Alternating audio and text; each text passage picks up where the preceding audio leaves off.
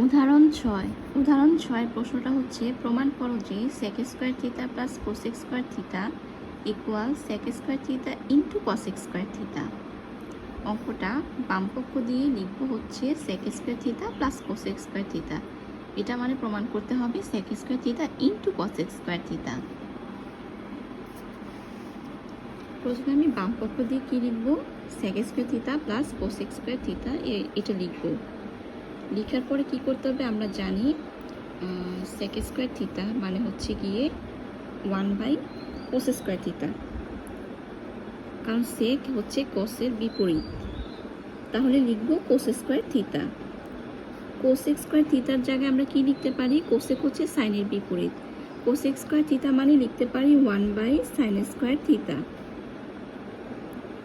এবার লসাগু করব, লসাগু করলে হবে নিচে sin square theta into cos square theta, উপরে কি হবে sin square theta cos square theta ভাগ cos স্কয়ার থিটা দিলে হবে sin স্কয়ার থিটা, অর্থাৎ এখানে sin স্কয়ার থিটা বসবে, প্লাস এটা আর এটা ভাগ করলে মানে থাকবে cos স্কয়ার থিটা।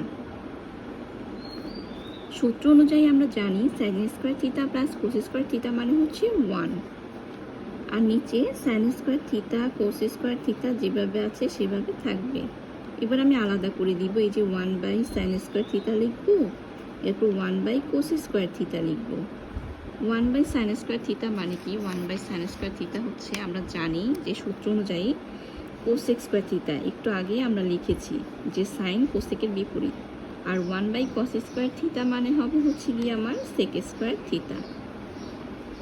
তাহলে কি লিখতে পারি, sec square theta into cosec square theta, যেটা হচ্ছে গিয়ে আমার সমান সমান ডান পক্ষ